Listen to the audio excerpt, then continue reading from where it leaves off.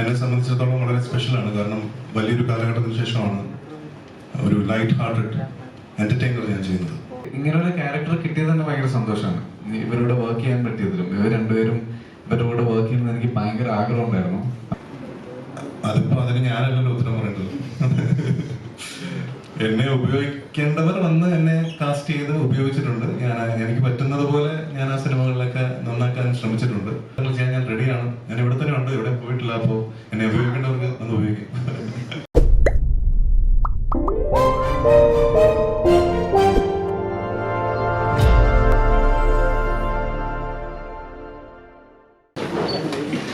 നമസ്കാരം, good evening. മാരിവില്യം ഗോപുരങ്ങൾ എൻ്റെ രണ്ടാമത്തെ ചലച്ചിത്രമാണ് ലൂക്കയ്ക്ക് ശേഷം. 2019 ലൂക്ക ഇറങ്ങിയത്. അപ്പോൾ ഈ വർഷം നമ്മളിപ്പം അടുത്ത ചിത്രത്തിന് വേണ്ടി റെഡിയായി കഴിഞ്ഞിരിക്കുന്നു. മാരിവില്യം ഗോപുരങ്ങൾ ഒരു അർബൻ ഫാമിലി ഡ്രാമയാണ്, ഒരു എൻ്റർടൈനറാണ്, എൻഡ് ടു എൻഡ് ഒരു ഫൺ ഫിലിമാണ്. അപ്പോൾ ഇവിടെ ഈ പ്രസ് മീറ്റിന് വന്നുചേർന്നിരിക്കുന്ന എല്ലാവർക്കും നന്ദി. ഞാൻ എല്ലാവരും ജസ്റ്റ് ഒന്ന് ഇൻട്രൊഡ്യൂസ് ചെയ്യാണ്. സിയാദക്ക കോക്കസ് ഫിലിംസിന്റെ അമരക്കാരനാണ്. സിയാദക്കയും സിയാദക്കയുടെ മകൾ ഷർമീൻ സിയാദ്. ഷർമീൻ ആണ് ഈ പടം പ്രൊഡ്യൂസ് ചെയ്തിരിക്കുന്നത്. പിന്നെ ഇവരെല്ലാവരും ഞാൻ ഇൻട്രൊഡ്യൂസ് ചെയ്യേണ്ട കാര്യമില്ലല്ലോ. വിൻസി അലോഷ്യസ്, സർജാനോ ഖാലിദ്, ഇന്ദ്രിയ സുകുമാരൻ, ശ്രുതി രാമേന്ദ്രൻ, പിന്നെ ഞാൻ വസിഷ്ഠ് ഉമേഷ്, ചിത്രത്തിന്റെ തിരക്കഥ ഒരുക്കിയ പ്രമോദ് മോഹൻ. ഒഫീഷ്യലി ഇത് ഷെറിൻ, ഷിൻറ്റോ, റോണി, മീനാക്ഷി, ഇവരാണ് 4 കഥാപാത്രങ്ങളെ അവതരിപ്പിച്ചിരിക്കുന്നത്. ഇതാണ് 4 കഥാപാത്രങ്ങൾ സിനിമയില്. നേരത്തെ പറഞ്ഞ പോലെ ഇതൊരു ഫൺ ഫാമിലി എന്റർടൈനറാണ്. ലൂക്കയിൽ നിന്ന് വളരെ വ്യത്യസ്തമായിട്ട്, ലൂക്ക ഒരു ഇമോഷണൽ ഡ്രാമയായിരുന്നെങ്കിൽ ലൂക്കയിൽ നിന്ന് വളരെ വ്യത്യസ്തമായി ഒരു end to end fun film, ആൾക്കാരെ ചിരിപ്പിക്കുന്ന ഒരു സിനിമ, ആൾക്കാരെ എന്റർടൈൻ ചെയ്യിപ്പിക്കുന്ന സിനിമ. എന്നാൽ അതിലൂടെ കുറച്ച് യാഥാർത്ഥ്യങ്ങൾ, 4 ചെറുപ്പക്കാരുടെ ലൈഫിൽ, 2 കപ്പിളുടെ ലൈഫിലുള്ള കുറച്ച് യാഥാർത്ഥ്യങ്ങൾ, വളരെ വ്യത്യസ്തമായുള്ള ആർക്കുള്ള 4 കഥാപാത്രങ്ങളാണ്. അവരൊരുമിച്ച് ഒരു കുടുംബമാണ്. ആ കുടുംബം അവരൊരുമിച്ച് ഒരു കുടക്കീഴിൽ ഏതാനും മാസങ്ങൾ സ്പെൻഡ് ചെയ്യുമ്പോൾ ഉണ്ടാകുന്ന കുറേ നല്ല നിമിഷങ്ങൾ, ആ നിമിഷങ്ങളിലൂടെ പറഞ്ഞു വയ്ക്കുന്ന കുറേ ഏറെ അവരുടെ ലൈഫിലെ, അവരുടെ ജീവിതത്തെ മാറ്റിമറിക്കുന്ന കുറേ ഇൻസിഡൻസ്, ഇതാണ് സിനിമ പറഞ്ഞു വയ്ക്കുന്നത്. ഞാൻ ഇന്ദിരേട്ടൻ. നമസ്കാരം. ഇവിടെ വന്ന് എത്തിച്ചേർന്നതിൽ ഒരുപാട് സന്തോഷം, നന്ദി. അവരോട് സൂചിപ്പിച്ചതുപോലെ ഇതൊരു മാരിവില്യം ഗോപുരങ്ങൾ എന്ന സിനിമ ഒരു ഫൺ ഫാമിലി എന്റർടൈനറാണ്. എന്നെ സംബന്ധിച്ചിടത്തോളം വളരെ സ്പെഷ്യലാണ്. കാരണം വലിയൊരു കാലഘട്ടത്തിന് ശേഷമാണ് ഒരു ലൈറ്റ് ഹാർട്ടഡ് എന്റർടൈനർ ഞാൻ ചെയ്യുന്നത്. ഹ്യൂമർ ചെയ്യാൻ ഒരുപാട് ആഗ്രഹമുള്ളൊരു നടനാണ് ഞാൻ. അത്യാവശ്യം കുറച്ച് ഹ്യൂമർ കഥാപാത്രങ്ങൾ അതിനു മുമ്പ് ചെയ്തിട്ടുണ്ട്. എല്ലാം വലിയ രീതിയിൽ പ്രേക്ഷകർ അംഗീകരിച്ചിട്ടുണ്ട്. അപ്പോൾ ആ ഒരു ട്രാക്ക് പിടിച്ച് തന്നെ അങ്ങനെയുള്ള ലൈറ്റർ കഥാപാത്രങ്ങൾ ചെയ്യാൻ ഒരുപാട് ആഗ്രഹിച്ചിരുന്ന സമയത്താണ് മാരിവില്യം ഗോപുരങ്ങൾ എന്ന ഈ സിനിമയുടെ കഥ എൻ്റെ അടുത്ത് അരുൺ എന്ന് പറയുന്നത്. ഇത് ഒരു ഫാമിലി എന്റർടൈനറാണ്, വിച്ച് മീൻസ് ലിറ്ററലി ഒരു ഫാമിലിയുടെ കഥ പറയുന്ന സിനിമയാണ്. ഷിൻഡോന്റെ സഹോദരനായ റോണി, ഷിൻഡോന്റെ ഭാര്യ ഷെറിൻ, റോണിയുടെ ഗേൾഫ്രണ്ട് മീനാക്ഷി, ഇവർ 4 പേരുടെയും കഥയാണ്. 4 പേരുടെയും ലൈഫിലുണ്ടാകുന്ന ചില ക്രൈസിസുകൾ. അതങ്ങനെ ഒരു സെൻട്രൽ സ്ട്രക്ചറുള്ള സിനിമയല്ല, പക്ഷെ ഇവരുടെ 4 പേരുടെയും സ്റ്റോറിയിൽ വരുന്ന ഓരോരോ പ്രശ്നങ്ങൾ ഒരു ഫാമിലി യൂണിറ്റ് എന്ന നിലയ്ക്ക് ഇവർ തരണം ചെയ്ത് മുന്നോട്ട് പോയി അത് കൾമിനേറ്റ് ചെയ്യുന്നതാണ് സിനിമ. പക്ഷേ ഈ പറഞ്ഞു പോയിരിക്കുന്ന രീതി കംപ്ലീറ്റ്ലി ഹ്യൂമർ നിറഞ്ഞ, ജനങ്ങളെ ചിരിപ്പിക്കുകയും രസിപ്പിക്കുകയും കംപ്ലീറ്റ് ഒരു എന്റർടൈൻമെന്റ് പാക്കേജ് ആയിട്ടാണ് ഈ ചിത്രം നമ്മൾ ഒരുക്കിയിരിക്കുന്നത്. സിയാദക്കയാണ് പ്രൊഡ്യൂസ് ചെയ്തിരിക്കുന്നത്. ഒരുപാട് ലെജൻഡറി ഹിറ്റുകൾ പ്രൊഡ്യൂസ് ചെയ്തിട്ടുള്ള പ്രൊഡ്യൂസറാണ്. വിദ്യാജിയാണ് മ്യൂസിക് ചെയ്തിരിക്കുന്നത് ഒരു വലിയ കാലയളവിന് ശേഷം. പാട്ടുകൾ ഇപ്പോൾ ഈ സമയം കൊണ്ട് തന്നെ ശ്രദ്ധിക്കപ്പെട്ടിട്ടുണ്ട്. എനിക്ക് തോന്നുന്നു 5-6 സോങ്സ് നമുക്കുണ്ട്. അതിലിപ്പോൾ നമ്മൾ റിലീസ് ചെയ്തിട്ടുള്ള 2 സോങ്സ് ഉള്ളൂ, 3 സോങ്സ് ആണ്. അപ്പോൾ എന്തുകൊണ്ടും I am really looking forward to this project. നല്ലൊരു എന്റർടൈൻമെന്റ് ഒരുക്കാൻ ഞങ്ങൾ ശ്രമിച്ചിട്ടുണ്ട്. ഇനിയിപ്പോൾ എല്ലാവരും തിയേറ്ററിൽ വന്ന് കണ്ട് ഈ സിനിമയെ സപ്പോർട്ട് ചെയ്യണമെന്ന് അഭ്യർത്ഥിക്കുന്നു. ഗോപുരങ്ങൾ റിലേഷൻഷിപ്സിനെ കുറിച്ച് സംസാരിക്കുന്ന ഒരു സിനിമയാണ്. ഒരു സെലിബ്രേഷനാണ്, ഒരു ഫൺ ഫാമിലി എൻ്റർടൈനർ, ഒരു റൊമാൻസും കോമഡിയും എല്ലാം എക്സ്പ്ലോർ ചെയ്യുന്ന ഒരു സിനിമയാണ്. എനിക്ക് അത് വെരി എക്സൈറ്റഡ്. ഈ സ്ക്രിപ്റ്റ് കേട്ടപ്പോൾ കാരണം ഞാൻ ഇതുവരെയും ഹ്യൂമർ എന്ന് പറഞ്ഞൊരു ജോണർ എക്സ്പ്ലോർ ചെയ്തിട്ടില്ല. ഈ സിനിമയിൽ ഒരു ചെറിയ രീതിയിൽ എക്സ്പ്ലോർ ചെയ്യാൻ പറ്റി. സോ അത് എനിക്ക് എക്സൈറ്റിംഗ് ആയിരുന്നു. ആൻഡ് ഓഫ് കോഴ്സ് അതിൻ്റെ ഈ ടീം, കോക്കേഴ്സ് മീഡിയ എന്ന ബാനർ, വിദ്യാസാഗർ ജിയുടെ മ്യൂസിക്, അപ്പോൾ അതൊക്കെ എനിക്ക് വളരെ എക്സൈറ്റിംഗ് ആയിട്ടുള്ള ഫാക്ടേഴ്സ് ആയിരുന്നു.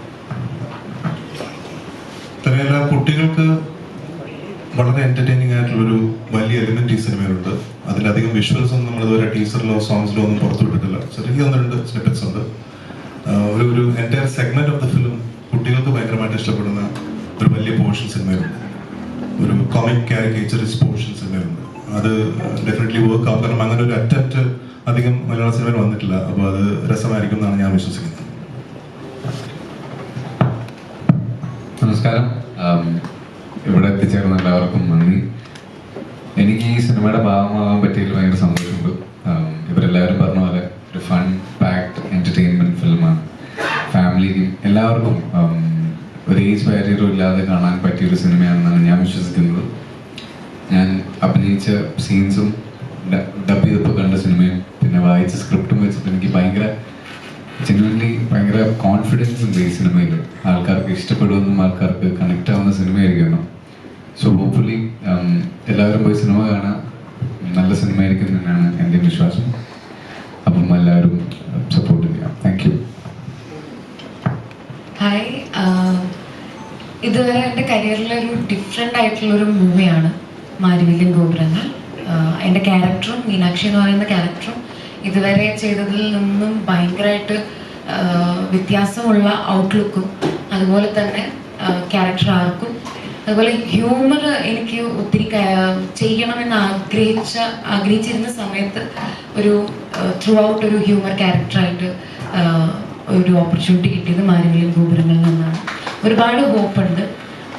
കാരണം അത്രയും ലൈറ്റ് ഹാർട്ടഡ് ആയിട്ടുള്ള ഒരു ബ്യൂട്ടിഫുൾ മൂവിയാണ്.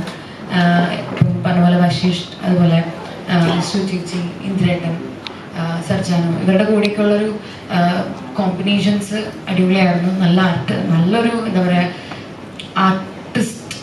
ആർട്ടിസ്റ്റിക് ആയിട്ട് പെർഫോം ചെയ്യാനും ഒക്കെ പറ്റിയിട്ടുണ്ട്. പിന്നെ ബിന്ദു ചേച്ചി ഇതിലൊരു നല്ലൊരു ക്യാരക്ടർ ചെയ്യുന്നുണ്ട്. ചേച്ചിയുടെ കൂടെയുള്ള സീൻസൊക്കെ എനിക്ക് ഒരുപാട് എന്താ പറയുക ഒരു എക്സ്പീരിയൻസ് തന്നെയായിരുന്നു. സോ ആസ് എ ഹോൾ നോക്കുമ്പം ഒരുപാട് ഹോപ്പുള്ള, എനിക്ക് പേഴ്സണലി എൻ്റെ കരിയറിൽ ഒരു ബെസ്റ്റ് എന്ന് പറയാൻ എനിക്ക് പറ്റുന്ന ഒരു മൂവിയാണ് മാരിവില്യൻ ഗോപുരങ്ങൾ. നമ്മൾ അത്രയും എൻജോയ് ചെയ്തിട്ടാണ് ഓരോ ദിവസവും ഷൂട്ട് ചെയ്തതും എല്ലാം.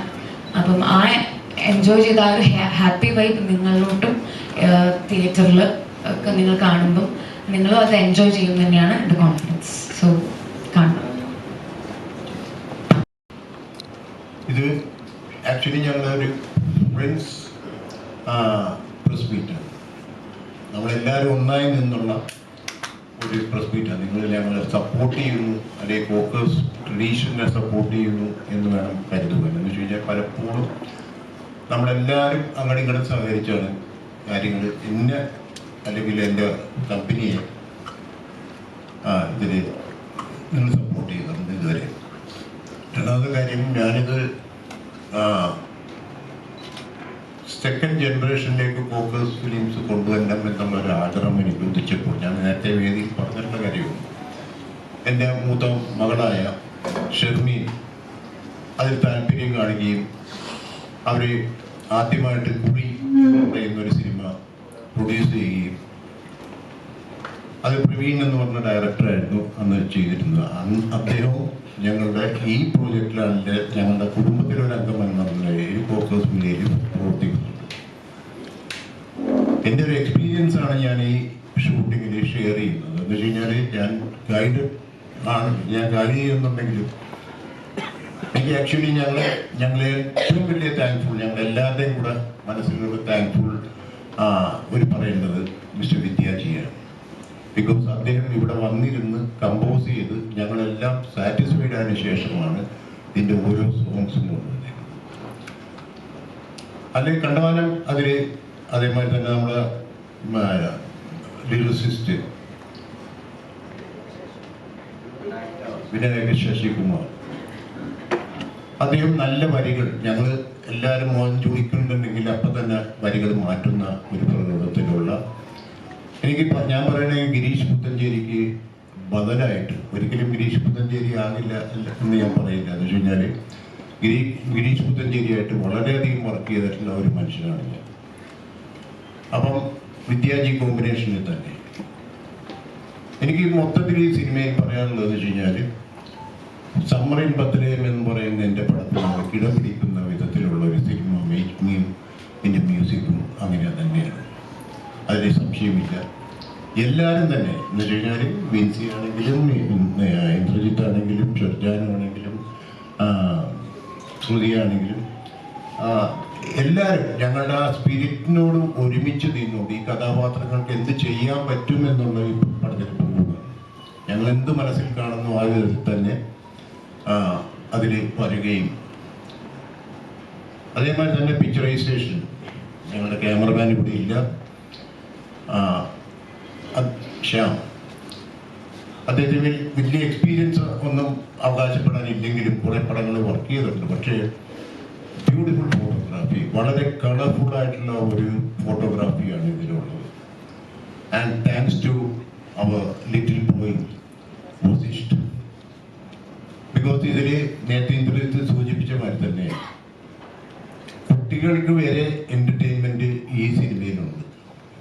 ബിക്കോസ് അദ്ദേഹം ഈ വസിഷ്ഠ് ചെയ്യുന്ന ഒരു കഥാപാത്രം ഷിൻജു എന്ന് പറയുന്ന നമ്മുടെ ഇന്ദ്രജിത്ത് ചെയ്യുന്ന ക്യാരക്ടറുമായിട്ടുള്ള കുറേ സീക്വൻസസ് ഉണ്ട്.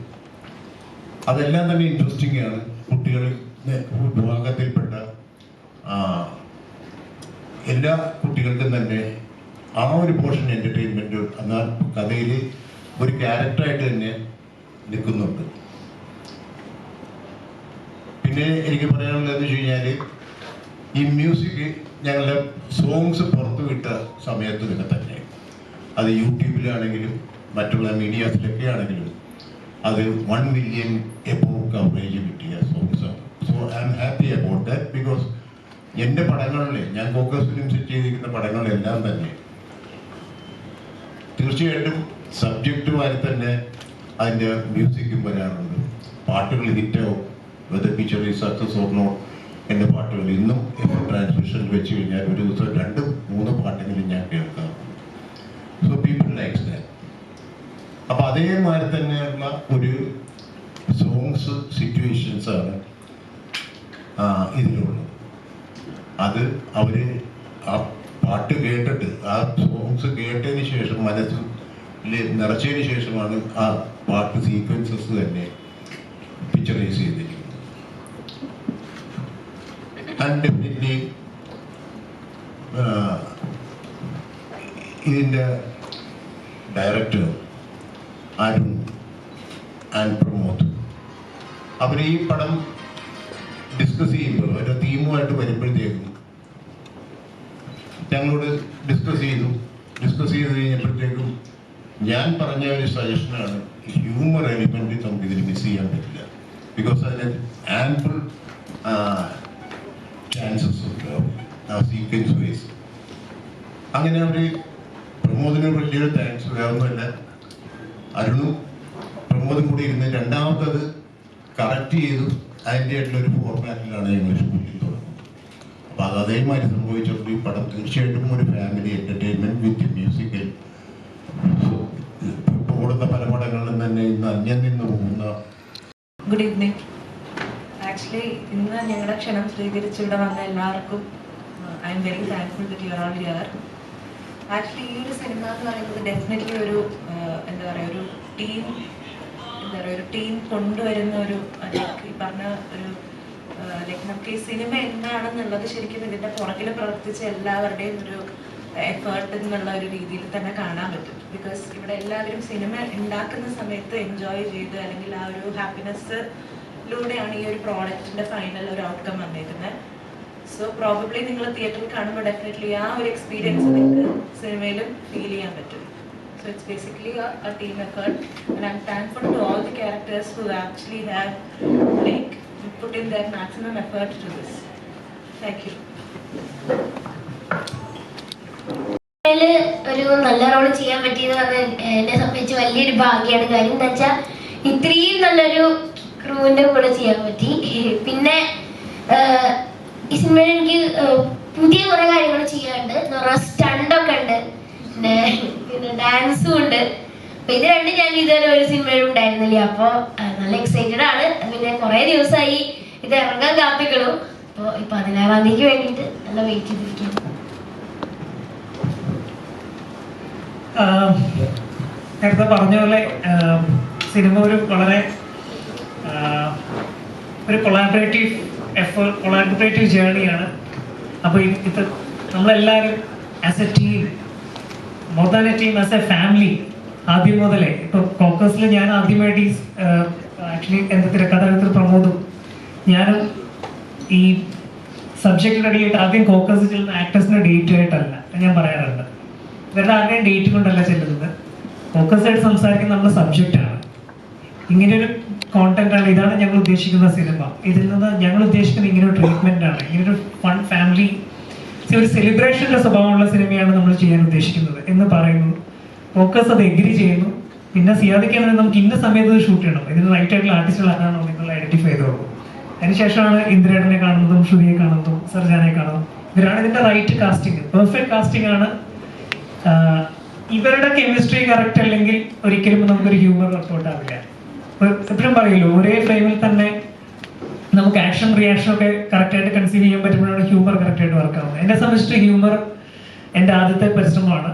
ലൂക്ക കുറച്ചും കൂടെ ഒരു ഇമോഷണൽ ഡ്രാമയാണെങ്കിൽ ഇത് കുറച്ചും കൂടെ എൻഡ് ടു എൻഡ്, നമ്മളെല്ലാ പ്രേമവും നേരത്തെ പറഞ്ഞില്ലേ അതേപോലെ തന്നെ സിറ്റുവേഷനിൽ ഓർഗാനിക് ആയിട്ട് ഉണ്ടാവുന്ന ഹ്യൂമറാണ്, ക്ലൗണിങ് അല്ല, കുറച്ചും കൂടെ ഓർഗാനിക് ആയിട്ട്. പിന്നെ ഇത് റിലേറ്റബിൾ ആണ്. ഇത് അർബൻ കപ്പിൾസിന് മാത്രമുള്ള സ്റ്റോറിയല്ല. നമ്മളങ്ങനെ അർബൻ കപ്പിൾസ് എന്ന് പറഞ്ഞെങ്കിലും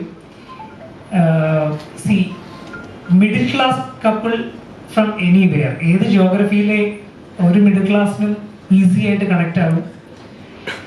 അവരുടെ എല്ലാവരും അനുഭവിക്കുന്ന ഒരു കോമൺ പ്രശ്നങ്ങളാണ് ഈ 4 കഥാപാത്രങ്ങളും. അവരനുഭവിക്കുന്ന കോമൺ പ്രശ്നങ്ങളാണ് സിനിമ. പക്ഷെ അത് ഡീൽ ചെയ്യുന്നത് ഒരു കുറച്ചും കൂടെ ഒരു ഫൺ എന്റർടൈൻമെന്റ് സ്വഭാവത്തിലാണ്. അപ്പൊ ഇത്രയേ ഉള്ളൂ.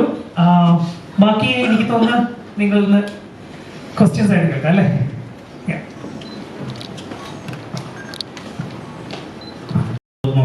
സിനിമയുടെ തിരക്കഥാകൃത്ത്. ഈ സിനിമയുടെ സ്ട്രക്ചർ എന്ന് പറഞ്ഞാൽ ഒരു നമ്മൾ പലപ്പോഴും ഇംഗ്ലീഷിലൊക്കെ കണ്ടുള്ള സിറ്റ്കോം സീരീസുകളുടെ ഒരു സ്ട്രക്ചർ ഉണ്ട്. ഒരു പ്രധാന കഥാപാത്രമല്ല, 4 പ്രൊട്ടഗണിസ്റ്റുകളുണ്ട്. അവരുടെയൊക്കെ പേഴ്സണൽ പ്രൊഫഷണൽ ഇഷ്യൂസും അത് സോൾവ് ചെയ്യുന്നതും ഒരുമിച്ച് അങ്ങനെ ഒരു കുടുംബമായിട്ട് അത് തരണം ചെയ്യുന്നു. അതിൻ്റെ ഒരു കൾമിനേഷനാണ് ഇതിൻ്റെ ഒരു സ്റ്റോറി സ്ട്രക്ചർ. അപ്പോൾ അതിൽ ഹ്യൂമറും ഇമോഷൻസും എല്ലാം ഈക്വൽ പ്ലാനിലുണ്ട്. നമ്മളെല്ലാവരും വളരെ എൻജോയ് തന്നെയാണ് ഈ സിനിമ ചെയ്തത്. അപ്പോൾ അതിൻ്റെ ഒരു ഔട്ട്പുട്ട് നിങ്ങൾക്ക് കാണാൻ പറ്റുന്നതായിരിക്കുന്നു. എല്ലാവർക്കും ഒരു സന്തോഷവും പ്രതീക്ഷയും ഒക്കെ കൊടുക്കുന്ന ഒരു വളരെ ലൈറ്റ് ഹാർട്ടഡ് ഫിലിമാണ്. നിങ്ങളുടെ എല്ലാ സപ്പോർട്ടും പ്രതീക്ഷിക്കുന്നു. Thank you. അത്രയും ചെയ്യുന്ന ഒരു കഥാപാത്രം, അതുപോലെ കഥാപാത്രങ്ങൾ ചെയ്യാൻ വേണ്ടി താല്പര്യം നോക്കുകയാണ്. ഈ സിനിമ കുറച്ചുകൂടെ ഹ്യൂമറാണ്. എങ്ങനെ ഉണ്ടായിരുന്നു ഇങ്ങനത്തെ ഒരു കഥാപാത്രം ചെയ്തത്? ഇതിൽ ഞാനൊരു ഷെഫായിട്ടാണ് എൻ്റെ ക്യാരക്ടർ വരുന്നത്. ഈ സിനിമയുടെ മൊത്തത്തിലുള്ളൊരു സ്വഭാവം ഹ്യൂമറാണ്. എനിക്ക് ഇതൊരു പുതിയ എക്സ്പീരിയൻസ് ആണ്. ഞാൻ ഇതുവരെ അങ്ങനത്തെ ഒരു സിനിമയുടെ ഭാഗമായിട്ടില്ല. ബെൻസിനോട് അഭിനയിക്കുമ്പം എനിക്ക് ഭയങ്കര എളുപ്പമായിരുന്നു. മോസ്റ്റ്ലി ഞങ്ങളുടെ പെയറിങ് ആയതുകൊണ്ട് വിൻസി കുറച്ചുകൂടെ ഹ്യൂമർ നന്നായിട്ട് ഹാൻഡിൽ ചെയ്യാൻ അറിയുന്നൊരു ആക്ട്രസ് ആണെന്നാണ് ഞാൻ വിശ്വസിക്കുന്നത്. അപ്പം എന്നെ അത് ഭയങ്കരമായിട്ട് ഹെൽപ്പ് ചെയ്തിട്ടുണ്ട്. കാരണം നമുക്ക് റിയാക്ട് ചെയ്യാൻ കുറച്ചും കൂടെ എളുപ്പമാണ്. ഞങ്ങൾ നല്ല സീൻസ് ആയിരുന്നു അഭിനയിക്കുമ്പോൾ, അതെല്ലാവരായിട്ട് എനിക്കുണ്ടായിരുന്നു. അപ്പോൾ മൊത്തത്തിൽ ഇങ്ങനൊരു ക്യാരക്ടർ കിട്ടിയത് തന്നെ ഭയങ്കര സന്തോഷമാണ്. ഇവരോട് വർക്ക് ചെയ്യാൻ പറ്റിയതിലും ഇവർ രണ്ടുപേരും ഇവരുടെ കൂടെ വർക്ക് ചെയ്യുന്നത് എനിക്ക് ഭയങ്കര ആഗ്രഹം ഉണ്ടായിരുന്നു. അപ്പം അതും സാധിച്ചു. നേരത്തെ പറഞ്ഞ പോലെ ഭയങ്കര പ്രതീക്ഷയുണ്ട് ഈ സിനിമയിൽ. മൊത്തം സിനിമ ഷൂട്ടിംഗ് തുടങ്ങിയ തൊട്ട് ഇന്ന് വരെ നമുക്കൊരു സിനിമ ചെയ്യുമ്പോൾ അതിൻ്റെ ഒരു എനർജി ഉണ്ടാവുമല്ലോ. എനിക്ക് കിട്ടിയ എനർജിയിൽ നിന്ന് ഞാൻ ഭയങ്കരമായിട്ട് പ്രതീക്ഷിക്കുന്നുണ്ട് ഈ സിനിമ. സർജാന് എങ്ങനത്തെ റിലേഷൻഷിപ്പാണ് കൂടുതൽ വിശ്വസിക്കുന്നത്? നല്ലൊരു ഫിലിമായിരുന്നു അത്. അതിൽ നിന്ന് മാരിവില്യം ഗോപുരങ്ങൾ ഒരു ഫൺ എന്റർടൈനിങ് അല്ലെ ഫാമിലി റിലേറ്റഡ് സിനിമയാണ്. എന്തുകൊണ്ടാണ് അങ്ങനെ ഒരു ജോണർ എടുക്കാനുള്ള കാരണം?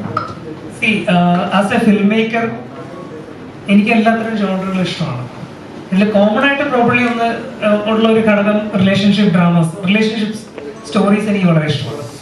പ്രോബ്ലി ഞാൻ എല്ലാത്തരം സിനിമകളെയും കാണുമെങ്കിലും ഇപ്പൊ നമ്മള് ഇംഗ്ലീഷ് ഫിലിംസ് എടുക്കുകയാണെങ്കിൽ ബിഫോർ സൺസെറ്റ് സീരീസ് അല്ലെങ്കിൽ ബ്ലൂ വാലന്റൈൻ, ഇപ്പൊ മലയാളത്തിൽ തന്നെ പത്മരാജന്റെ സിനിമകള്, ഭരതന്റെ സിനിമകള് റിലേഷൻഷിപ്പിലാണ് ഇതിൽ. അത് ഏറ്റവും റിസ്കി ആയിട്ടുള്ള ഫിലിം മേക്കിംഗ് കൂടിയാണ്. ഇമോഷൻസ് കറക്റ്റ് ആയില്ലെങ്കിൽ ഒരിക്കലും ഇങ്ങനത്തെ സിനിമകൾ വർക്ക് ആവുകയില്ല.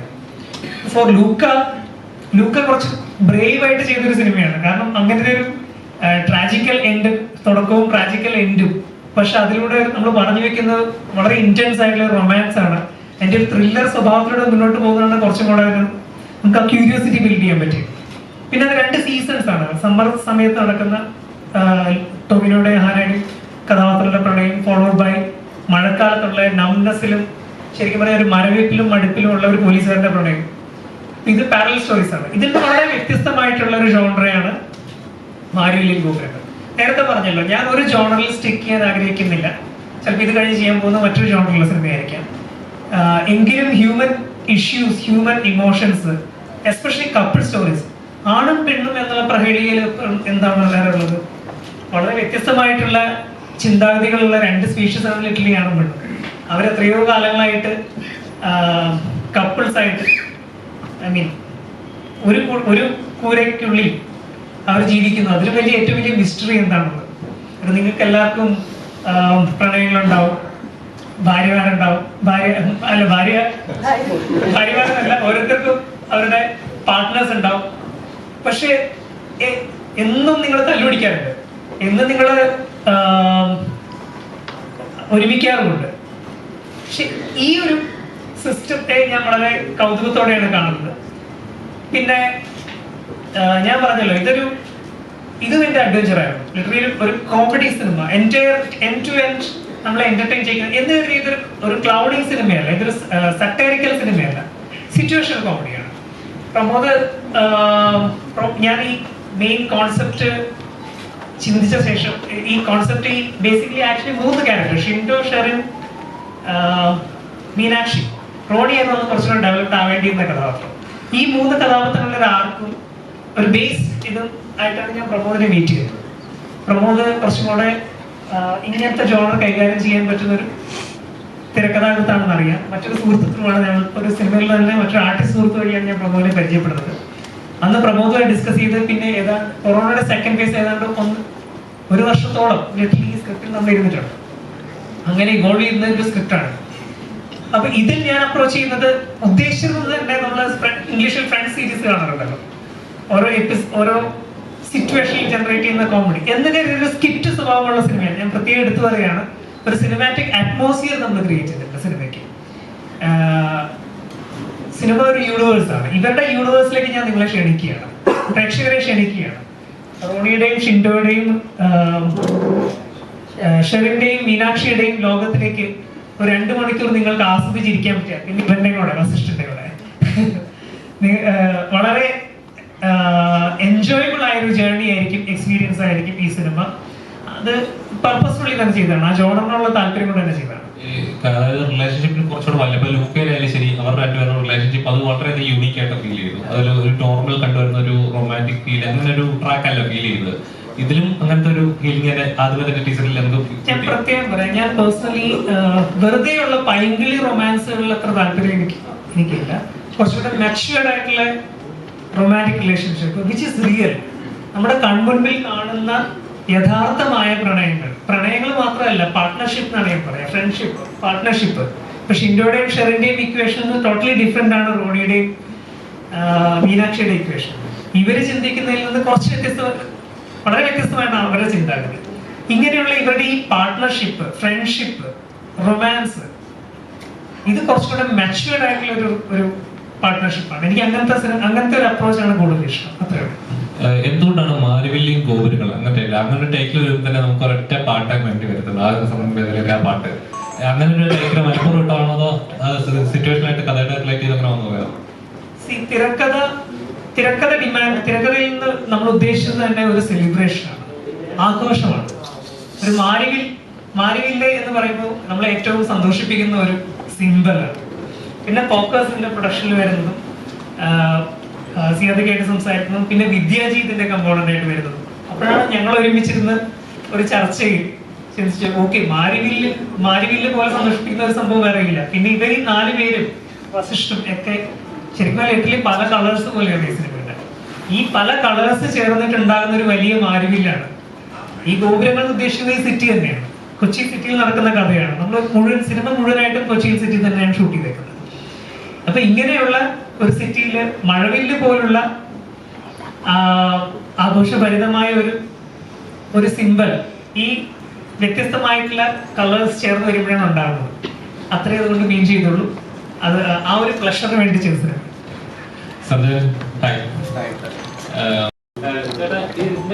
ടീച്ചർ ഇറങ്ങിയ സമയത്ത് തന്നെ അങ്ങനെ പ്രേക്ഷകർക്ക് മനസ്സിലാവും ഇത് 2 തരം ഫാമിലി, 2 ജനറേഷൻ ടൈപ്പ് അങ്ങനത്തെ ഒരു ഫാമിലിയായിട്ട് ഫീൽ ചെയ്യുന്നത്. കാരണം ഇപ്പോഴത്തെ ജനറേഷൻ ചിന്തിക്കുന്ന രീതിയുണ്ട്, പഴയ ജനറേഷൻ ചിന്തിക്കുന്ന ഒരു ട്രാക്കും ഉണ്ട്. ഇവരെല്ലാം വിശ്വസിക്കുന്നത് കുറച്ചുകൂടെ അല്ല, അങ്ങനെ ഒരു വിശ്വാസമായിട്ടില്ല. ഇതിനകത്ത് നമ്മളങ്ങനെ ജഡ്ജ്മെന്റലായിട്ടൊന്നും പറഞ്ഞു വെച്ചിട്ടില്ല. ഇപ്പൊ നമ്മുടെ സമൂഹത്തിൽ നമ്മുടെ ചുറ്റും തന്നെ പലതരം ആൾക്കാരുണ്ട്, പലതരം റിലേഷൻഷിപ്സ് ഉണ്ട്. ഹസ്ബൻഡ് ആൻഡ് വൈഫ് റിലേഷൻഷിപ്പ് ആണെങ്കിൽ തന്നെ നമ്മൾ ഓരോ കപ്പിൾസിനെ എടുത്താൽ അവരുടെയൊക്കെ കഥകൾ ഓരോന്നാണ്. അപ്പൊ നമ്മൾ ഒന്നിനെയും അങ്ങനെ ഇതാണ് ശരി, എല്ലാവരുടെയും ശരിയും തെറ്റും വളരെ സബ്ജക്റ്റീവാണ്. ഒരാൾക്ക് ശരിയെന്ന് തോന്നുന്നത് മറ്റൊരാൾക്ക് ശരിയാവണമെന്നില്ല. ഓരോരുത്തർക്ക് അവരവരുടേതായ ജീവിത സാഹചര്യങ്ങൾ, അവർ വളർന്നു വന്ന രീതി, അവർ പഠിച്ചിട്ടുള്ള കാര്യങ്ങൾ, അങ്ങനെ ഓരോരുത്തർക്ക് ഓരോ കഥകളാണ്. അപ്പൊ അങ്ങനെയുള്ള ഡിഫറെന്റ് ആയിട്ടുള്ള ആൾക്കാരുടെ കഥകളാണ് അതിൽ പറയുന്ന ഡിഫറെന്റ് ആയിട്ടുള്ള റിലേഷൻഷിപ്സ്. നമ്മൾ അങ്ങനെയൊന്നും ജഡ്ജ്മെന്റിലായിട്ട് ഇതാണ് ശരി അല്ലെങ്കിൽ ഇങ്ങനെ ആയിരിക്കണം, അങ്ങനെ ഒരു പർട്ടിക്കുലർ ഒരു മെസ്സേജ് കൊടുക്കാനോ അല്ലെങ്കിൽ ഇങ്ങനെ ആയിരിക്കണം കപ്പിൾസ് എന്ന് പറഞ്ഞു കൊടുക്കാനോ ഒന്നും ഒരു ഫോഴ്സ്ഫുൾ ശ്രമം നടത്തിയിട്ടില്ല. അത് സിനിമയുടെ ഭാഗമായിട്ട്, എന്റർടൈൻമെന്റിന്റെ ഭാഗമായിട്ട് നമ്മൾ പറഞ്ഞു പോയിട്ട്.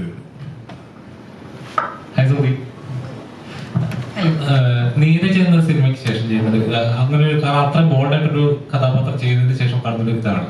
എന്താണ് ഈ കഥാപാത്രത്തെ കണ്ട ഒരു പ്രത്യേകത എന്താണ്? എനിക്ക് ഐ തിങ്ക് ഇതിന്റെ സ്ക്രിപ്റ്റ് ആൻഡ് ടീം. നമ്മൾ നേരത്തെ പറഞ്ഞ മാതിരി തന്നെ ഒരു ഫൺ ലൈറ്റ് ഹാർട്ടഡ് എന്റർടൈനർ ആണ്. എനിക്ക് പൊതുവെ റൊമാൻസ് ആൻഡ് കോമഡി എന്ന് പറഞ്ഞ ജോണർ ഭയങ്കര ഇഷ്ടമുള്ള ഒരാളാണ്. റൊമാൻസ് ഹാൻഡിൽ ചെയ്യാൻ പെർഫോം ചെയ്യാൻ ഭയങ്കര ഇഷ്ടമാണ്. ഹ്യൂമർ ഇതുവരെയ്ക്കും ട്രൈ ചെയ്തിട്ടില്ല. അല്ലെങ്കിൽ ഹ്യൂമർ എന്ന് പറഞ്ഞ ജോണറിൽ ആ ഒരു സീനിന്റെ ഒരു ഭാഗമാക്കാൻ അങ്ങനെ I don't think I got അത്രയും ഓപ്പർച്യൂണിറ്റീസ്. പക്ഷെ ഈ ഒരു സിനിമ ഇങ്ങനത്തെ ഒരു ജോണർ ആൻഡ് ഈ സിനിമ പറയുന്ന കുറെ കാര്യങ്ങൾ ഐ ഫീൽ ലൈക്ക് എനിക്ക് റെസനേറ്റ് ചെയ്യാൻ പറ്റിയിട്ടുണ്ട്. സോ അതുകൊണ്ട് തന്നെ ഐ സ്ക്രിപ്റ്റ് ചൂസ് ചെയ്തു.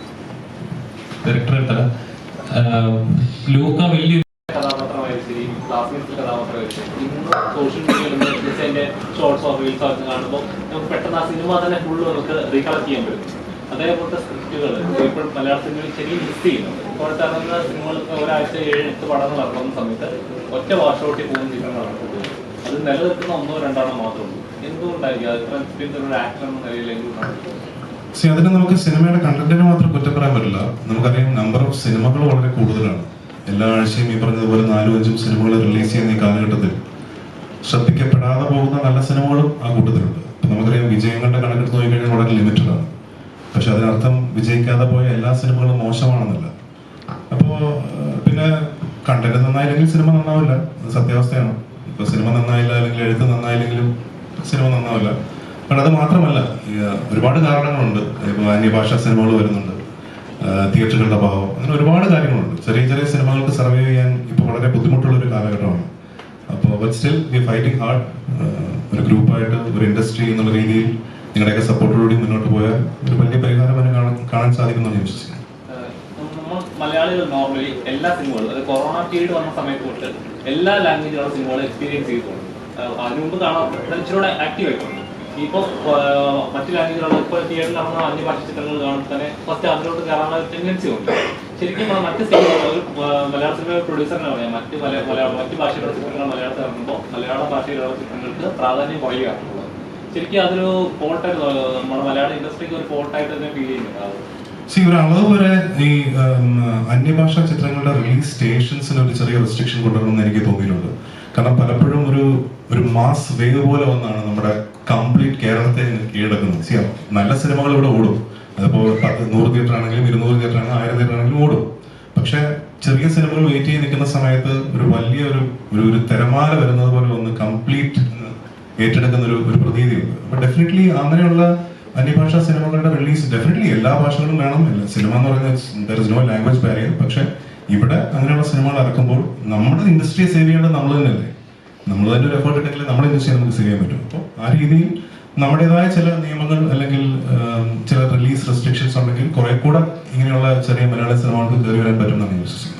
മറ്റ് സ്റ്റേറ്റുകളിലൊക്കെ ഒരു ലിമിറ്റ് ഉണ്ട്, അത് ഇത്ര ശതമാനം ലിമിറ്റ് ഇല്ലേ? ലിമിറ്റ് ഉണ്ട്. ഉണ്ട്. നമ്മുടെ ഇൻഡസ്ട്രിയിലാണ് ഇല്ലാത്തത്.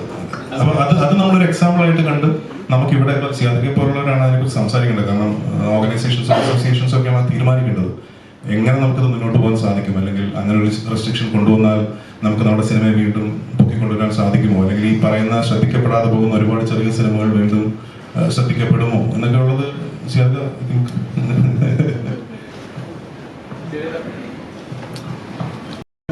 മലയാള സിനിമ അദ്ദേഹത്തെ യൂസ് ചെയ്തിട്ടില്ല എന്നുള്ള കംപ്ലൈന്റ് എനിക്ക്. ഞങ്ങൾക്ക് ഇതിൽ സാറ്റിസ്ഫാക്ഷൻ ഉണ്ട്. ഈ സിനിമ ഞങ്ങളത് യൂസ് ചെയ്തു. അദ്ദേഹത്തിൻ്റെ ക്യാരക്ടറിനെ, അദ്ദേഹം എന്ന നടനെ ഞങ്ങൾ യൂസ് ചെയ്തു. ഞാൻ പറയണെങ്കിൽ ആസ് എന്താ പറയുക, ഒരു ഫോക്കസ് ഫിലിംസിൻ്റെ പ്രൊഡ്യൂസർ എന്ന നിലയിൽ ഞാൻ പറഞ്ഞില്ല, അദ്ദേഹത്തിനെ യൂസ് ചെയ്തിട്ടില്ല മലയാള സിനിമ. ഇവിടെയൊക്കെ വന്നു പോകുമ്പോൾ ഏതെങ്കിലും ഒരു ക്യാരക്ടർ ഏതെങ്കിലും ഒരു സിനിമ ചെയ്തു കാണാം. അപ്പോൾ അതല്ല കാര്യങ്ങൾ. എനിക്ക് പ്രൗഡ്ലി ഐ ക്യാൻ സേ ഞങ്ങളുടെ ഈ സിനിമയിൽ അദ്ദേഹത്തിന് ഞങ്ങൾ യൂസ് ചെയ്തു. അദ്ദേഹം അതിനോട് ഇടകി ചേർന്നിട്ടുണ്ട്. ഹ്യൂമറാണെങ്കിലും ഒരു ഫാമിലി ലൈഫ് ഇമോഷണലി ആണെങ്കിലും എല്ലാം ഇടകി ചേർത്ത്. അപ്പോൾ അതിനുള്ള പൊട്ടൻഷ്യൽ അദ്ദേഹത്തിനുണ്ടെന്ന് ഞങ്ങളെപ്പോലുള്ള വളരെ അരുണാണെങ്കിലും പ്രമോദാണെങ്കിലും ഞാനും എൻ്റെ മകളും എല്ലാം സംസാരിക്കുമ്പോൾ പറയാറുണ്ട്. അത് എങ്കിലും അദ്ദേഹത്തിനോട് പോത്ത് നോക്കി പ്രസംഗിക്കേണ്ട കാര്യമില്ല ഷൂട്ടിംഗ് ലൊക്കേഷൻ. പക്ഷെ ഞങ്ങൾക്കറിയാം, എനിക്ക് എൻ്റെ എക്സ്പീരിയൻസിൽ എനിക്കറിയാം. അറ്റ് സെയിം ടൈം 2 വാക്ക് ഇതിലും എനിക്ക് അഡീഷണൽ ആയിട്ട് പറയാനുള്ളത്, ഞങ്ങളുടെ ക്ഷണം സ്വീകരിച്ച് വന്ന സലീം കുമാർ വളരെ ഒരു ദിവസത്തെ വർക്ക് ഉണ്ടായിരുന്നു. പക്ഷെ ഞാൻ വിളിച്ച് ഞങ്ങൾക്ക് ഇതിൽ സൂട്ടാവുന്ന ഒരാൾ വേണം എന്ന് പറഞ്ഞപ്പോൾ ഞങ്ങൾ ചിന്തിച്ച വലിയ ഒരാളാണ് സലീം കുമാർ. വളരെ കോണ്ടന്റ് അനുസരിച്ചിട്ട് അതിൽ ഡെഫിനറ്റ് ആയിട്ടും അദ്ദേഹത്തിൻ്റെ ഒരു ക്യാരക്ടർ അതിൽ എസ്റ്റാബ്ലിഷ് ചെയ്ത് പോകുന്നുണ്ട്. രണ്ടാമത് ജോണി ആന്റണി, പഴയ ഒരു ഡയറക്ടറും എൻ്റെ ഒരു കൂട്ടുകാരനൊക്കെ ആയിരുന്ന അദ്ദേഹത്തിനോട് ഇത് വസിഷ്ഠനുമായിട്ടുള്ള കോമ്പിനേഷനിൽ ഞാൻ കുറച്ച് ഡേറ്റ്സ് വേണം എന്ന് പറഞ്ഞപ്പോൾ തന്നെ ആ ക്യാരക്ടർ ഒന്ന് പറഞ്ഞു കൊടുത്തപ്പോൾ അദ്ദേഹം ഞങ്ങളോട് സഹകരിച്ചു. ഒരു ചെറിയ ഷോട്ടിലാണെങ്കിലും രഘുനാഥ് പലേരി ഞങ്ങളോട് സഹകരിച്ചു. അപ്പം അങ്ങനെ ഒരു കൂട്ടായ്മയുടെ അതിൽ അവർക്ക് താങ്ക്സ് പറയുന്നു. എന്ന് വെച്ച് കഴിഞ്ഞാൽ അതൊരു വേദി പറയാതെ ഡെഫിനറ്റ്ലി സായി കുമാർ അദ്ദേഹം ചെയ്യുന്നുണ്ട് ഒരു ചെറിയ റോള്. അപ്പം ഇങ്ങനെ ഒരു സ്റ്റാർട്ടഡ് ആണോ എന്ന് ചോദിച്ചാൽ അല്ല, പക്ഷേ സ്റ്റാർട്ടഡ് ആണ്. അതാണ് ഈ സിനിമ. പക്ഷെ എല്ലാവരും അതിൻ്റെ സ്പിരിറ്റിൽ ഉൾക്കൊണ്ടുള്ള ഒരു സിനിമയായിരുന്നു. ഞാൻ അവർ ചോദിച്ച ചോദ്യത്തിന് പൃഥ്വിരാജിന് ഇന്ദ്രജിത്തിനെ ഉദ്ദേശിച്ചിട്ട് പറഞ്ഞ ഒരു ക്വസ്റ്റ്യനുള്ള ആൻസറും കൂടിയാണ് ഞാൻ ആദ്യം പറഞ്ഞത്. ഞാനിപ്പോഴും പറയുന്നു, അദ്ദേഹത്തിനെ വേണ്ട വിധം യൂസ് ചെയ്തിട്ടില്ല മലയാള സിനിമ. ബേസിക്കലി ഇന്ദ്രേട്ടനെ ശരിക്കും ലൈക്ക് ഞങ്ങൾ ഡിസ്കസ് ചെയ്യുമ്പോൾ പലപ്പോഴും പറഞ്ഞിട്ടുള്ളൊരു കാര്യം, ഏറ്റവും കൂടുതൽ നമുക്ക് ഇന്ദ്രേട്ടനെ കാണാൻ ആഗ്രഹിക്കുന്ന ഏറ്റവും കൂടുതൽ ഇന്ദ്രേട്ടനെ കാണാൻ ആഗ്രഹിക്കുന്ന like basically I think Indran also likes doing such kind of roles. And he don't know, like he's basically a very happy person. അല്ലെങ്കിൽ ഈ പറയുന്ന പോലെ കുറച്ച് ഹാപ്പി ആയി കുറച്ച് ഫൺ ഹ്യൂമർ ഒക്കെ ചെയ്യാൻ ലൈക്ക് വളരെ അധികം വളരെ നാച്ചുറൽ ആയിട്ട് ചെയ്യുന്ന ഒരാളാണ്. സോ ഐ തിങ്ക് മാരിവൽ ഇസ് ഗോയിങ് ടു ബി എന്താ പറയുക, ഇന്ദ്രേട്ടൻ്റെ ഒരു ന്യൂ പോർട്രയൽ എന്ന് വേണമെങ്കിൽ നമുക്ക് പറയാൻ പറ്റുന്ന ഒരു മൂവിയായിരിക്കും. എനിക്ക് തോന്നുന്നു പ്രേക്ഷകർക്ക് ഏറ്റവും ഇന്ദ്രേട്ടനെ കാണാൻ ആഗ്രഹമുള്ളത് നമ്മൾ കൊടുക്കുന്ന ഒരു മൂവിയായിരിക്കും മാരിവൽ. കഥാപാത്രം നിൽക്കുക എന്നുള്ളതൊക്കെ ഓരോ ആർട്ടിസ്റ്റിന്റെയും ഡ്രീം അല്ലെങ്കിൽ ഒരു ലക്ഷ്യം എന്നുള്ളത്. ചേട്ടൻ ഇപ്പൊ ചെയ്യുന്ന സിനിമകളും അതുപോലെയായിട്ട് ഫീൽ ചെയ്യുന്നുണ്ട്. ഒരുപാടൊന്നും ചെയ്യുന്നില്ല, ചെയ്യുന്നത് ചൂസ് ചെയ്യായിട്ട്. അത് ശരിക്കും അങ്ങനെയാണോ? തീർച്ചയായിട്ടും ആണ്. പിന്നെ നമുക്ക് കിട്ടുന്ന സിനിമകളിൽ തന്നെ നമുക്ക് ചൂസ് ചെയ്യാൻ പറ്റുള്ളൂ. അപ്പോൾ നല്ല സിനിമകൾ ചെയ്യണം, വ്യത്യസ്തമായ കഥാപാത്രങ്ങൾ ചെയ്യണം, ഡിഫറെൻ്റ് ആയിട്ട് എന്തെങ്കിലും ഒരു ഷെയ്ഡ് ഓരോരോ സിനിമകളിൽ ചെയ്യാൻ പറ്റണം എന്നുള്ളത് എല്ലാ ആക്ടേഴ്സും ആഗ്രഹിക്കുന്ന ഒരു കാര്യമാണ്. പക്ഷെ നമുക്ക് വരുന്ന ഓപ്ഷൻസിൽ നിന്ന് ചൂസ് ചെയ്താണ് ഞാൻ സിനിമകൾ ചെയ്യുന്നത്. അപ്പോൾ ഇപ്പം ഞാൻ കുറച്ചൊരു കാലയളവിന് ശേഷമാണ് ഇപ്പോൾ ഒരു സിനിമയുടെ റിലീസ് ചെയ്യുന്നത്. അപ്പോൾ ഇനി അങ്ങോട്ട് കുറച്ച് ചൂസ് ചെയ്തിട്ട് തന്നെ ആയിരിക്കും മുന്നോട്ട് പോകുന്നത്. ഒരു ആക്ടർ എന്നുള്ള രീതിയിൽ എന്നെയും കൂടി ചലഞ്ച് ചെയ്യുന്ന വേഷങ്ങൾ ചെയ്യുക എന്നുള്ളതാണ് ഇനിയുള്ള പ്രയോറിറ്റി. എങ്ങനത്തെ ടൈപ്പ് കഥാപാത്രങ്ങൾ ചെയ്യണം? അല്ലെങ്കിൽ രാജേട്ടൻ ഒരു ഇന്റർവ്യൂ പറയുന്നുണ്ടായ ആടുജീവിതം പോലൊരു സിനിമ ഇനി ഞാൻ ചെയ്യില്ല, എന്റെ അത്രയും ചെയ്തു അത് അത്രയും ഫിസിക്കൽ എഫേർട്ട് അതിൽ ഇട്ടുകൊണ്ടാണ്. കാരണം പൃഥ്വി അതിൽ ഇട്ടിരുന്നൊരു ഫിസിക്കൽ എഫേർട്ട് എന്ന് പറഞ്ഞാൽ ശരിക്കും അൺബിലീവബിൾ. ഒരു ദിവസം ഒരു 700 കാലറീസ് അല്ലെങ്കിൽ 800 കാലറീസിൽ ജീവിക്കുക എന്ന് പറയുന്നത് അത്ര എളുപ്പമുള്ള കാര്യമല്ല. അങ്ങനെ ഒരു കണ്ടിന്യൂസ്ലി 1-2 മാസം പൃഥ്വി കണ്ടിന്യൂ ആയിട്ട് ചെയ്തിരുന്നു. അത് ഹെൽത്തിന് നല്ലതല്ല, ഒരാൾക്ക് അങ്ങനെ ചെയ്യാൻ പാടില്ല. ഏതൊരു ഡോക്ടറോട് പോയി ചോദിച്ചാലും നിങ്ങൾ എങ്ങനെയാണ് ജീവിച്ചിരിക്കുന്നത് ചോദിക്കും. അപ്പോൾ അത്രയും എക്സ്ട്രീംസ് ചെയ്തുകൊണ്ടാണ് പൃഥ്വി അങ്ങനെ ഒരു സ്റ്റേറ്റ്മെന്റ് പറഞ്ഞത്, ഇനി അങ്ങനത്തെ ഒരു പടം ചെയ്യില്ല. പക്ഷെ എനിക്ക് തോന്നുന്നു ഏതൊരു കാലഘട്ടത്തിൽ എപ്പോഴാണെങ്കിലും അങ്ങനത്തെ ഒരു പടം ചെയ്യാൻ എല്ലാവരും ആഗ്രഹിക്കും. പൃഥ്വിയുടെ കരിയറിലെ ഒരു ഐസിംഗ് ഓൺ ദ കേക്ക് ആയിരിക്കും ആ സിനിമ എന്ന് ഞാൻ വിശ്വസിക്കുന്നു. ചേട്ടൻ അങ്ങനത്തെ കഥാപാത്രങ്ങൾ ഒരു വരുവാണെങ്കിൽ തീർച്ചയായിട്ടും എനിക്ക് എല്ലാത്തരം കഥാപാത്രങ്ങളും ചെയ്യാൻ ഇഷ്ടമാണ്. എക്സൈറ്റിംഗ് ആയിട്ടുള്ള ഞാൻ പറഞ്ഞല്ലോ, എന്നെ ചലഞ്ച് ചെയ്യുന്ന കഥാപാത്രങ്ങൾ കിട്ടിയാൽ ഹാപ്പി.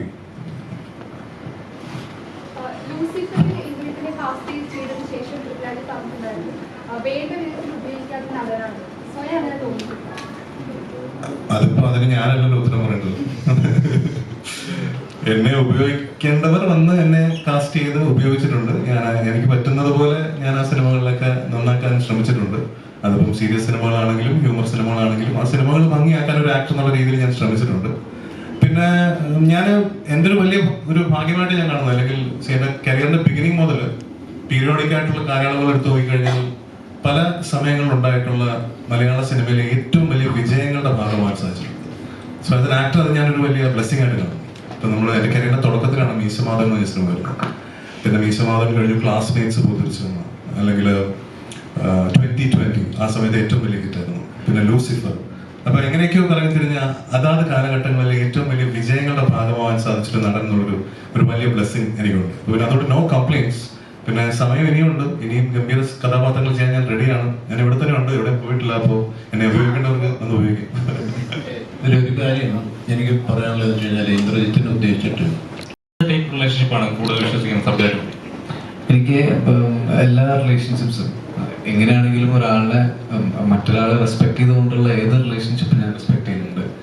അതിപ്പം മാരീഡ് ആണെങ്കിലും അൺമാരീഡ് ആണെങ്കിലും, അപ്പം കാഷ്വൽ റിലേഷൻഷിപ്പ് ആണെങ്കിലും അല്ലെങ്കിലും I think it's all the same.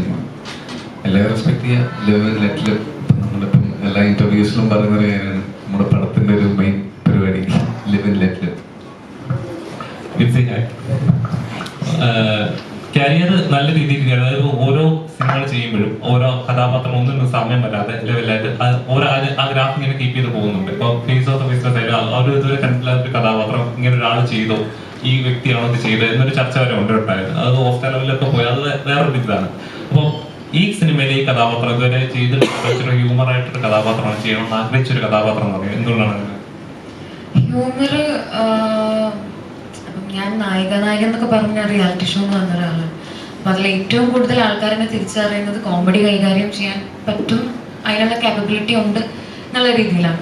അപ്പം പക്ഷെ സിനിമയിലോട്ട് കയറുമ്പോഴത്തേക്കിനും കിട്ടുന്ന ഓപ്പർച്യൂണിറ്റീസ് ഒക്കെ ഭയങ്കര സ്ട്രോങ് അല്ലെങ്കിൽ ഭയങ്കര ബോൾഡ് അങ്ങനത്തെ ക്യാരക്ടേഴ്സാണ് വരുന്നത്, ഇമോഷണൽ. അപ്പം ഈ ഒരു ലൈറ്റ് ആയിട്ടുള്ള ഹ്യൂമർ കാര്യങ്ങൾ കിട്ടിയിട്ടില്ല. സൗദി വെള്ളയ്ക്കായാലും ഒരു ചെറിയൊരു റോൾ വന്നു, പത്മിനി, സ്മൃതി. അപ്പം ഈ ഒരു സ്പേസ് എനിക്ക് യൂസ് ചെയ്യാൻ പറ്റിയിട്ടില്ല.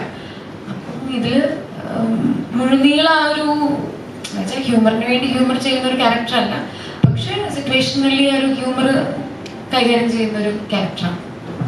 വിൻസി പറയുന്നത് ഇവരിങ്ങനെ ടീച്ചറിനകത്ത് പറയുന്നത് ഒരു കല്യാണം കഴിഞ്ഞിട്ട് പോലെ ഇങ്ങനത്തെ ആ ഒരു വിൻസി എങ്ങനെ വിശ്വസിക്കണം? ഒരു നോർമൽ ഒരു റിലേഷൻഷിപ്പ് കമ്മിറ്റ് ചെയ്യണമെന്നുണ്ടെങ്കിൽ രണ്ട് വ്യക്തികൾ തമ്മിലുള്ള ഒരു ഇഷ്ടങ്ങളായിരിക്കുമല്ലോ, അതിലൊരു ലീഗൽ ബോണ്ടിങ് അങ്ങനെ അത് വേണമെന്നില്ല, അത് മനസ്സുകളുടെ ബോണ്ടിങ് ആണ് എന്നൊക്കെ അങ്ങനത്തെ ഒരു കൺസെപ്റ്റ് വിശ്വസിക്കുന്ന ഒരാളാണോ?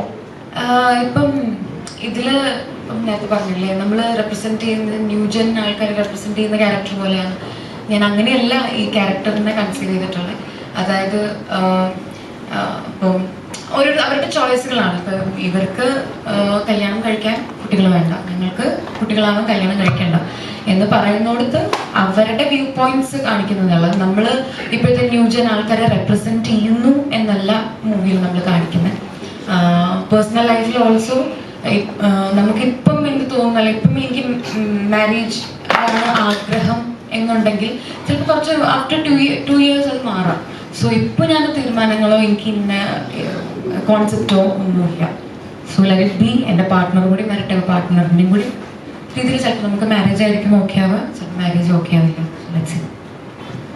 ചേട്ടാ ഓരോ കഥാപാത്രം ഞാനിതിലൊരു വ്യക്തമായിട്ടുള്ള ഒരു ആൻസർ ഞാൻ തരാനുള്ള ഞങ്ങളുടെ വേദി എന്ന് പറയുന്നത്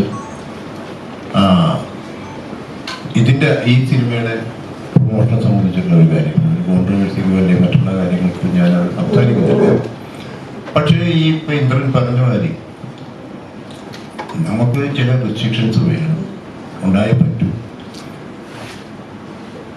അതിലുപരിയായിട്ട് ഒരു കാര്യം പറയാനുള്ളതെന്ന് വെച്ച് കഴിഞ്ഞാൽ ഞങ്ങൾ ഈ ക്യാരക്ടർ ഈ സിനിമയുടെ നരേഷൻ വിൻസിൻ്റെ അടുത്ത് സംസാരിച്ചതിന് ശേഷം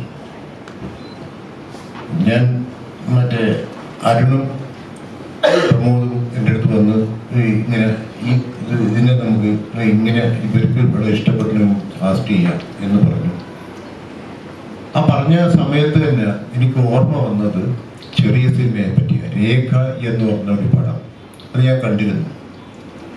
അതിൽ വിൻസിയുടെ പെർഫോമൻസ് ആണ് ഇതിൻ്റെ ഇൻസ്പിറേഷൻ. ബിക്കോസ് അപ്പം ചെറിയ സിനിമ എന്ന് പറഞ്ഞൊരു സിനിമയില്ല, സിനിമ ഓടുമ്പോഴത്തേക്കും അത് വലിയ സിനിമയായി മാറുന്നു. പക്ഷെ ഇന്ദ്രൻ പറഞ്ഞ മാതിരി ഈ റെസ്ട്രിക്ഷൻ എന്ന് പറയുന്നത് ഒരിക്കലും ആർക്കും സിനിമ എടുക്കാൻ പാടില്ല എന്നുള്ളതല്ല. പക്ഷെ ഞാൻ കണ്ടുവരുന്നത് ഇപ്പോൾ ഇതിൻ്റെ ഒരു അതായത് ഇപ്പം ഡിജിറ്റലൈസേഷൻ വന്നതോടുകൂടി ആർക്കും സിനിമ എടുക്കാം എന്നുള്ളൊരു പ്രവണത നിലവിലുണ്ട്. പക്ഷെ അതിൻ്റെ കോണ്ടന്റോ അല്ലെങ്കിൽ അതിനുള്ള കാസ്റ്റിങ്ങോ കാര്യങ്ങളോ ചിലപ്പോൾ ഡയറക്ടർ മെയിൻ ആർട്ടിസ്റ്റായിട്ട് വരുന്നു, അതിൻ്റെ നായകൻ ആയിട്ട് വരുന്നു, വേറൊരു പെൺകുട്ടി ഒന്നും അറിയാൻ പാടില്ലാത്ത ഒരു പെൺകുട്ടി, ഒരു ഇതുവരെ ഒരു ട്രെയിനിങ്ങോ അല്ലെങ്കിൽ മറ്റുള്ള കാര്യങ്ങളോ ഇല്ലാത്ത ഒരാളെ ഹീറോയിനാക്കുന്നു.